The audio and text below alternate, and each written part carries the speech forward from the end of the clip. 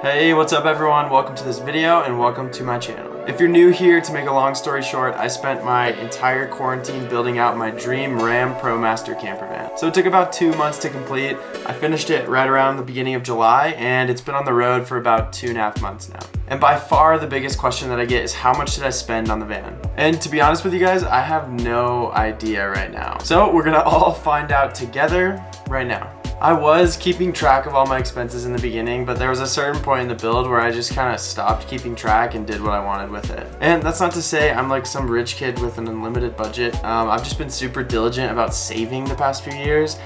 So through all my photography and videography jobs, I've just like saved all that money. So I had a bit of wiggle room to play with. So I'm gonna break everything down, go over it step by step so you know like how much money each part of the van costs.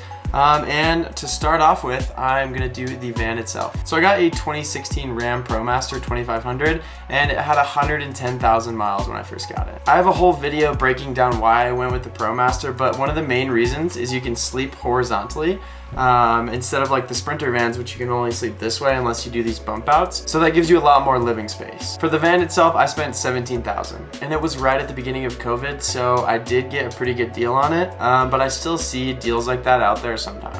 Now getting into things, I will start with the big things first, and the most expensive part of the van by far was the electrical system. And here are the components that I'm using and how much they were. So I have 4 100-watt solar panels on the roof, and those cost $876 because I actually bought them as a kit with a Rover charge controller. I ended up not using the Rover charge controller and switching to something else. So if anyone you know is in the market for a Rover charge controller, hit me up. And what I switched it for was a 50 amp MPPT charge controller from RENOGY. And the reason I did that is because it gets input from the solar as well as the starter battery of the van itself. So while you're driving, your batteries can charge too.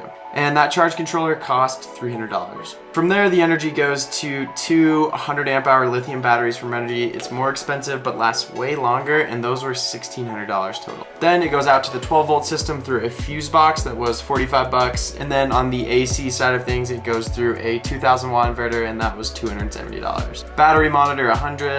And all the smaller stuff like the wires, the bus bars, the circuit breakers, all of that stuff was right around $190. From there, I gotta mention the rack that the solar panels are mounted to. That is a Topper van rack, and it cost $750 and was spray painted from Ace Hardware by me for probably like $20. The other thing you see on the outside of the van is a TERN Overland window, which cost $468. From there, I'll get into the actual components that the batteries are powering. So the puck lights, they're $65 from Amazon. The fridge is a DOMETIC CF45 and I got that for $621. Fan is a MAXFAN DELUXE, $250. The water pump itself is $65, but there's a lot of accessories that go with it. And the accessories include a accumulator, a hosing, strainer, and then all the piping that goes from the actual tank. And so as a total for the entire water system was about $200. Then from there, the water tank was $447. It's this cool like wheel well tank that slides up. So that's why it was a little bit more expensive, but it's totally worth it. The faucet was $120 from Wayfair and the sink was $170. Moving on from that, the rest of the countertop. So the butcher block I got from Home Depot for $200. The slide out table I got from Home Depot as well for $110. The slides for the table were $175 from Amazon. The oven was $150. I actually bought it from a friend who didn't need it anymore, but they're usually $250 if you want to buy them new. Past that, it's getting into smaller things. So things like handles, which were $50 total, drawer slides for all the countertops and stuff were about $150, hinges $30, gas struts for the overhead cabinets were $18, and then all this like miscellaneous stuff. The insulation, I used HAVELOCK wool, which has actually been amazing. It's got down to like 20 degrees one night, and we don't have a heater or anything, and we were totally fine. But I spent $462 on I think 4 bags of HAVELOCK wool. The swivel seat up front was $225, which is like the best thing in the world. If you're building a van, you have to do the swivel seat. It took like 30 minutes to install. The roof paneling was about $150. The flooring was $100. Shower was $290. It's just like an external pop-up shower. It's super nice from a company called Van Do It. And the last big thing was the toilet. The toilet was $960. Yeah, I know. I never in my wildest dreams imagined that I would be spending almost $1,000 on a toilet, but trust me, it's worth it. If you want to look it up, you can, but it's basically like the dopest toilet ever. And then finally, I had a bunch of miscellaneous Home Depot purchases that, to be honest, no idea what they are.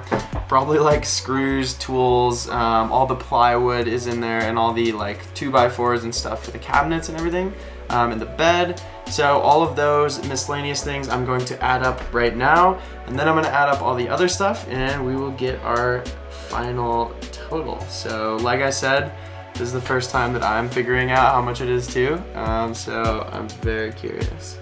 All right, let's see if we can break Siri. What is 57 plus 45 plus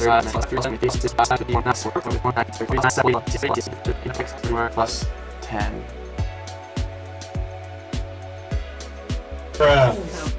I'm on it.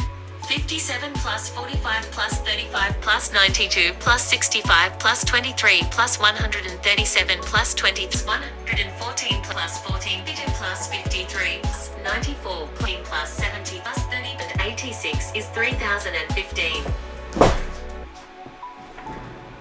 She did it. All right, so now I've got the big sections. Now I am bringing them together and adding everything up. Plus 17,000 is... And right before I do this, I just want to thank the sponsor of this video. Just kidding, there is no sponsor of the video. I'm not going to do that to you guys. All right, so final total is 28,846. Wow, that is actually a lot less than I thought. That's crazy. Am I forgetting something? So, almost 12,000 on materials and then 17 on the van. Damn, that is actually a lot less than I expected. And for what's basically a mobile apartment that I can bring anywhere and live out of, that is not bad at all. As opposed to a new truck or 4Runner or something, I'll take the van any day. It allows me to see so much of this country that I might not be able to see otherwise. And in a year or so, when I want to sell the van, I could probably get anywhere from 50 to 60 for it. Maybe a little bit more right now just because the market's so hot. But yeah, that's not only an awesome freaking vehicle to have, but it's also a big investment. But yeah guys, that's it for this video. If you guys enjoyed the video, make sure to drop a like. It helps a ton with the YouTube algorithm. So thank you guys for doing that. And yeah, I will see you on the next video.